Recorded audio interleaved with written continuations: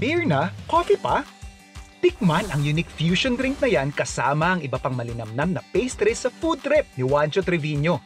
Look at that. Ah, wow.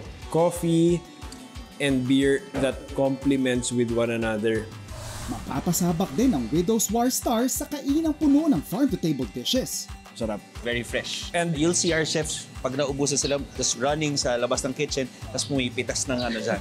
You can say that looks can be deceiving. Oo, yes. Plus, Sunday is Fish Day. Pagsaluhan natin ang fish and creamy dill sauce na ihahain ko sa Esmeralda Farm. Isda. Oh, yes. Isda. At sarap sa ruleta, mapapanindigan ko ba ang request ni May Bautista? Ay, ang galing. Kuya, parang atakihin ata ako dito.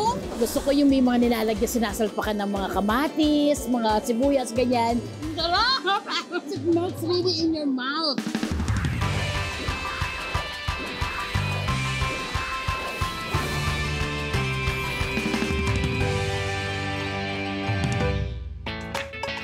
Nung tinawagan ako para sa segment na to, exciting. Kasi parang wala pa ata akong napapanood or nagigesta na gano'n yung konsepto. Yung on the spot, pipili kayo. Ano ba yung magiging kapalaran ng mga choices na to? So exciting and fun.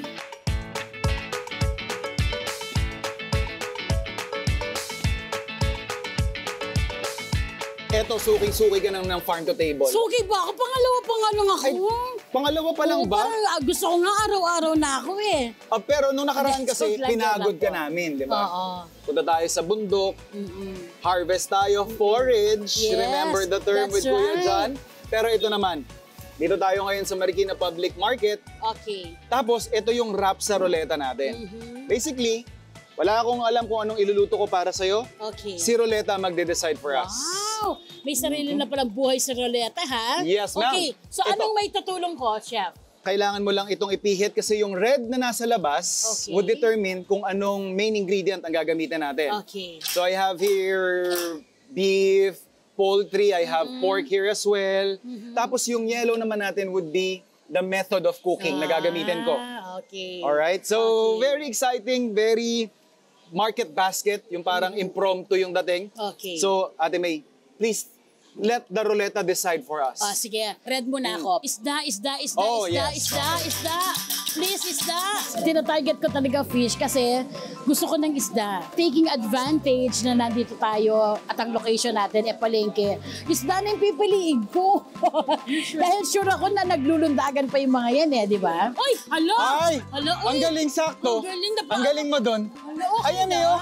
Ay, isda yan! Isda! Ang galing! Isda! Oh my Isda! God! Isda! Thank you! Yes, isda! Okay. Sige. Ito yan yung target natin. O, sige ate. Sige, bake or grilled, bake, mga bake. ganyan, okay? Okay. Bake or grilled or... please! Usually, ang gusto ko sa isda, steam.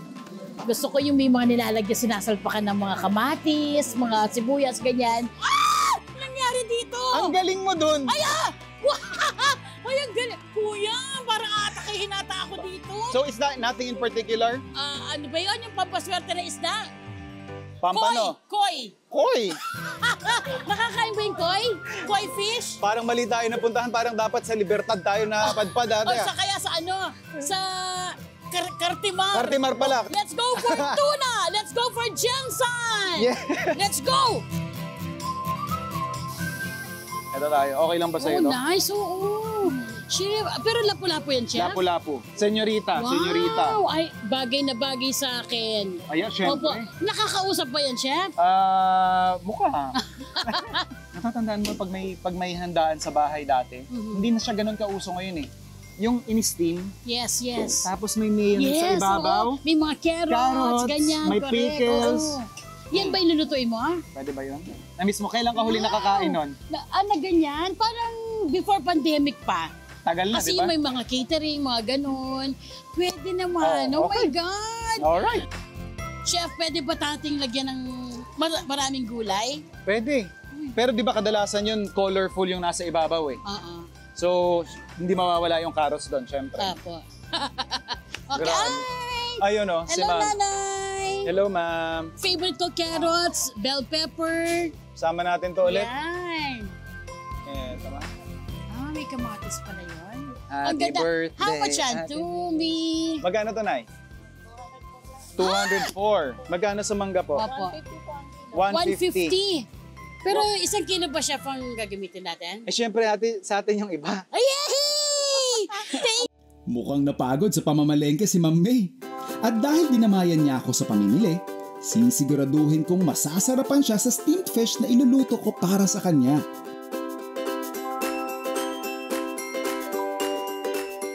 So meron na tayo yung iba't ibang kulay nung ating ilalagay na parang pinaka-topping dun sa ating steamed lapu-lapu. Habang piniprepare natin yung mga yan, steam ko na yung ating lapu-lapu. So para dun sa ating lapu-lapu, season ko lang yung loob. Then, lagyan na natin.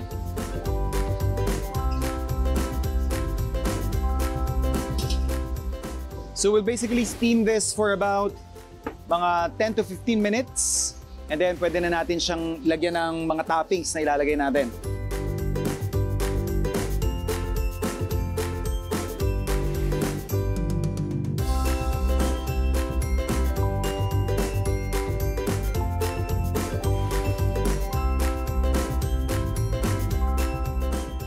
So, andito na yung ating mayonnaise. Typically, ito lang naman yung ginagamit natin.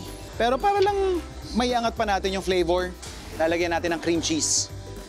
Imamash lang natin doon sa ating mayonnaise. Let's just set this aside. Para sa pinaka-side dish naman natin, yung ating broccoli, tsaka yung ensaladang lato.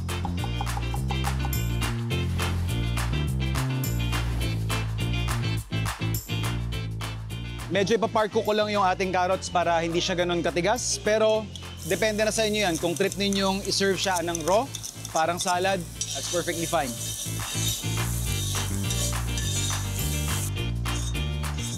And then, yung ating bell pepper.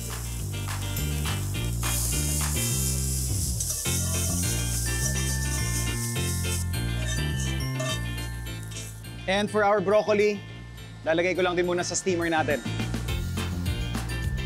So ready na yung ating lapu-lapu, ready na yung ating pinaka-sauce, ready na rin yung toppings, pati side dish. Pwede na tayo mag-plate.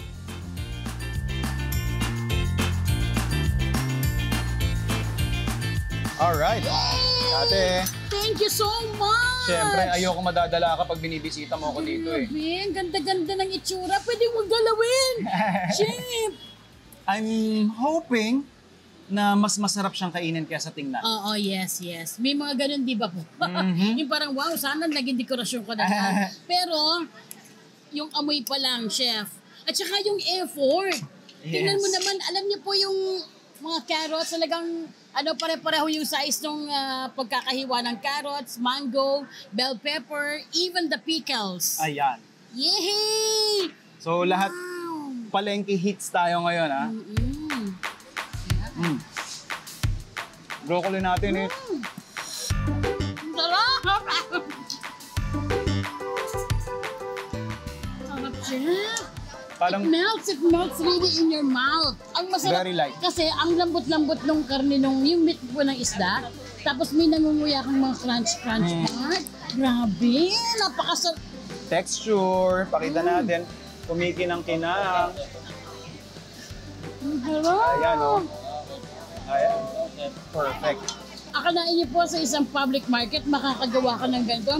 Para tayo nasa buffet, catering. Ang medyo na-intriga po ako, yung combination ng lato. Naging parang kanin yung broccoli, and then syempre yung lapu-lapu. Ensalada lang. Grabe, subuhan mo ako, chef.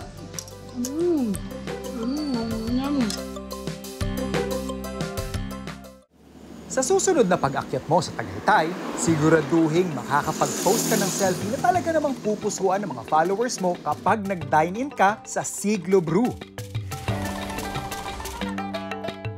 Ngayong umaga, magpapakabarista si Widow's War star Juancho Trevino sa IG Worthy Cafe na may dinadayong local coffee at craft beer. Yung concept started 2019 From regular coffee, we thought of parang converting it into a specialty coffee. We focus more on the quality ng beans, sinusort, ginigrade. We source our coffee beans from different regions sa Philippines, carefully sorted and picked siya. Gumagamit din tayo ng iba't ibang technique, brewing methods, para mas lumabas yung natural, unique flavor ng local beans natin. Look at that. Nandun yung craft beer sa ilalim. Liberica from Batangas.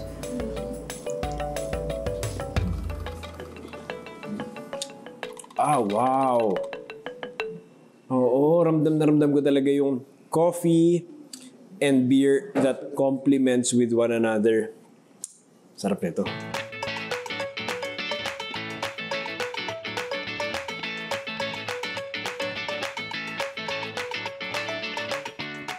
Ako ay titikim ngayon ng pairing nila dito. So there's a pastry. Kita niyo naman itong ensaymada. Oh. Excited na ako matikman to dahil may salted egg. Maraming cheese, syempre. So this is called Hot Pinoy Latte. First time ko makakatikim nun. Usually, Spanish latte ang aking iniinom. The taste brings me back to my childhood, really. Ito yung mga trip ko na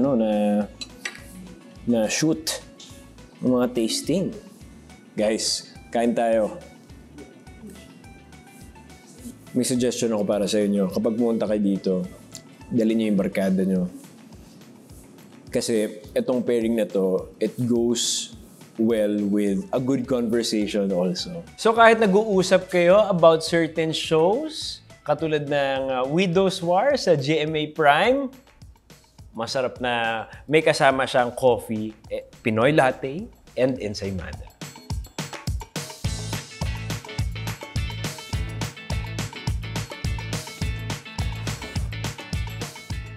Mix natin ng konti para magkaroon ng coffee dun sa ilalim.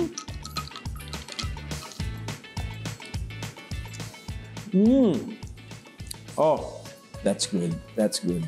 Ano siya, no? May pagka-pulpy siya. Try it out. Now the question is, kailan mo dapat kainin to? Anong perfect time? For me, after lunch. Diba? Panghimagas. Pang second cup of coffee, perfect. Yung sweetness po nung mga pastries natin, ng mga local pastries, kasi sanay din talaga tayo na yung kape natin may kapares, di ba? So, yung sweetness niya, nagbabalance siya dun sa acidity ng coffee or nung tea, and yung pampagising factor, nagbe-blend sa sweet endings. One more thing that you guys should know as well, yung ingredients, the dragon fruit that they used here came from their farm, and also the chocolate that they use dito sa Tablea cake is from Alfonso, Cavite. So, very locally sourced. You know what I like about this place also is the ambience. Siyempre, nasa Tagaytay tayo. Kitang-kita nyo naman ang sarap ng tambay natin dito kanina. Nakita nyo yung loob ng cafe. And this is the alfresco part of the place. So I find it really relaxing. Pwede rin kayo mag-swimming dyan. Kita nyo may pool dito sa likuran ko. Kung sakaling na-bore kayo, medyo hype na kayo ng coffee, swimming muna kayo dyan. So let's try the salted muscovado. This is good. So tikman natin yung ube biscoff cheesecake. Sarap ng ube. It's very sweet. So I love the combination of the ube biscoff cheesecake and also the salted muscovado. If may papapiliin sa akin na combination, it would be this one. Kasi nagko-complement talaga yung lasa ng dalawang pairing na to. So it's wonderful.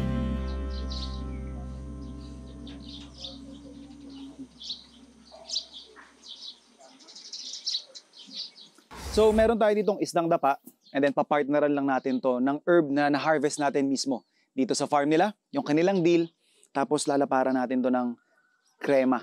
So, gagawa tayo ng fish fillet in creamy dill sauce. So, yung ating salad,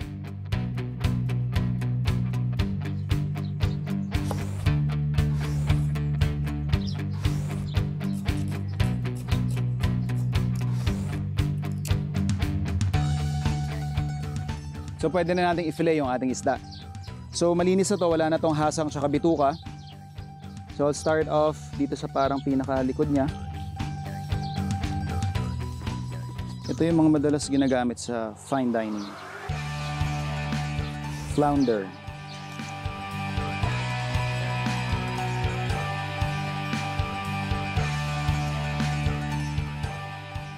So mainit na yung pan natin. Lagyan lang natin ng ating mantikilya.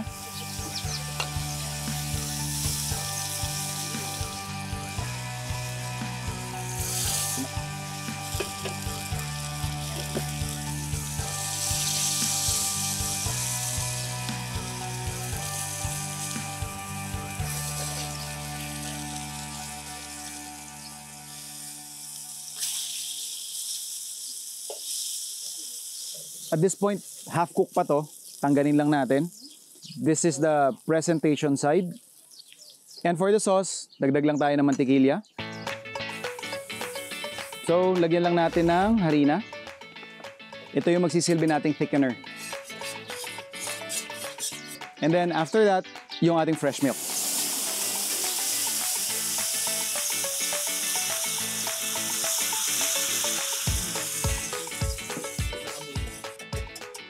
And then we're just going to season this with some salt and pepper.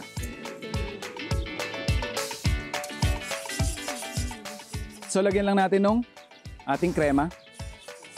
So once na nakuha na natin yung consistency na gusto natin, pwede na natin ilagay yung ating parsley tsaka dill.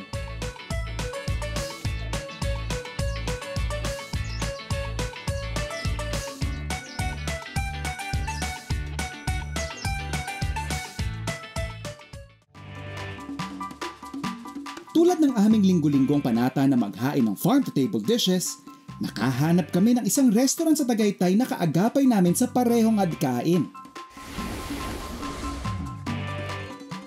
Isang family-friendly dining space na nagluluto ng mga putahe gamit ang fresh ingredients mula mismo sa kanilang mini garden.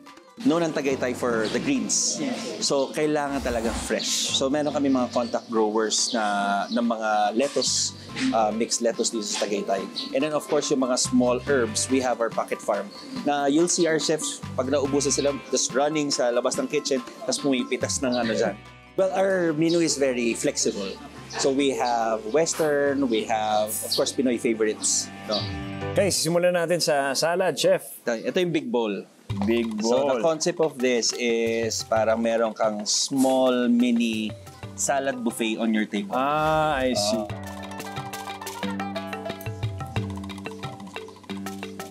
Wow, ang sarap. Very fresh. No? Mag-soup ka muna. Yeah. Corn soup. Bread bowl. Lalo na mga bata. Mapapakain mo niyan. Panalo ah. Broccoli and then there's cauliflower. Diba? Ito na yan. Chef, saan galing yung idea nito? Kasi of course, when you're here in Tagaytay, you think of vegetables. Ang next challenging part sa akin, paano mapapakain yung kids? Oo, ng vegetable? lalo ako. Hindi ako masyado mga gulay. Yan, oo. So yun yung solution. Oo, lasang chicken nga. Ang dami nito. Sakto, mga 2 weeks na ako hindi kakain. So what is this? This is pineapple kale. Kung nandito yung asawa ko, siguradong yan, sige, subukan mo yan. Kasi pahirapan talaga.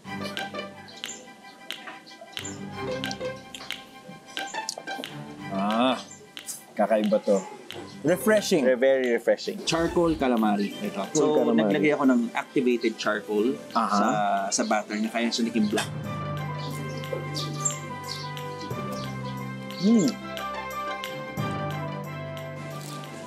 Mas lalo nagkaroon ng different dimension nung nagkaroon ng lemon, no? Sarap. Overall, everything is exceeding my expectations. Thank you. Let's try their ube milk tea. Wow. Wow. Panalo to. So, pagtingin ko pa lang, syempre turon to. Pero Ano iba yung ito? loob niyan. Leche flan. Turon. Leche flan turon. So, leche flan yung nasa loob. Two of my Turon, favorites. alam mo. Leche flan turon. Leche flan. Grabe, nalilito yung mga taste buds ko. from one taste to another, di ba? Saya. Chocolate and then ice cream. Sabi, party in your mouth.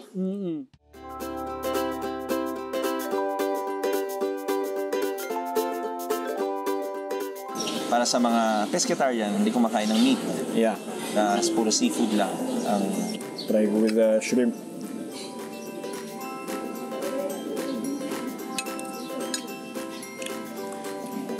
That's good, that's good. So next one we can try. You can try our laing. Ayan.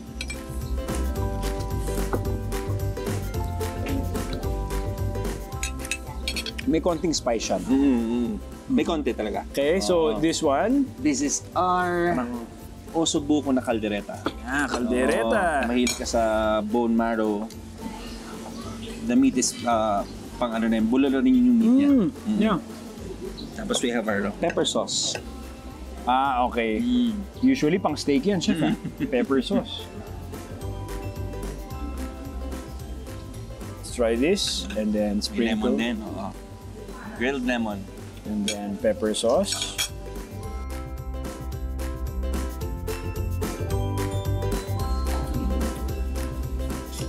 This is very good as well. Sarap. Hindi ko na talaga, kapag pupunta ako dito, hindi ko na alam kung anong ordering ko. Order the full menu, everything's good. Siyempre, hindi kompleto ang Tagaytay trip kapag walang bulalo. It's a staple. Oo, staple talaga. Pupunta lang ng Tagaytay. Bulalo lang tayo. Anong meron sa bulalo niyo, chef? It's really, That's it's really beef bones yung ano dyan, yung pang flavor talaga. And then, So it's very clean yung taste ng so this is the traditional. traditional.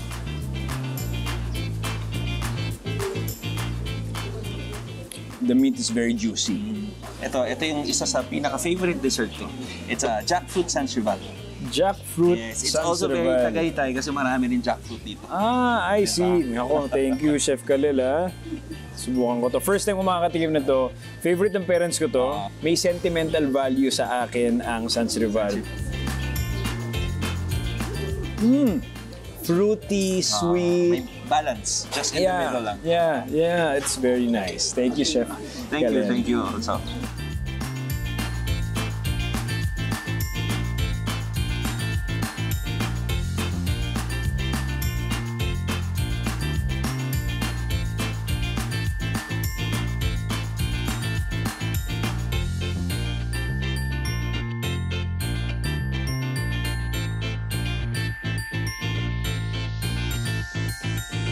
So once nakuha na natin yung timpla, yung consistency, ibalik lang natin yung isda sa pan na may sauce.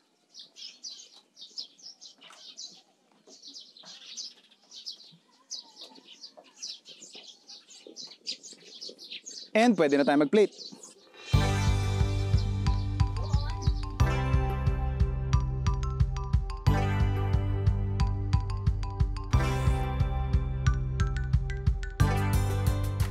Hindi ako familiar sa mga isda.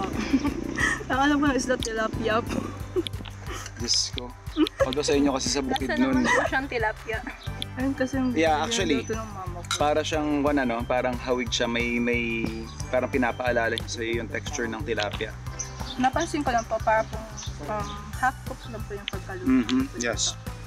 Kasi gusto natin ma-retain yung texture ng isda mismo. Sarap.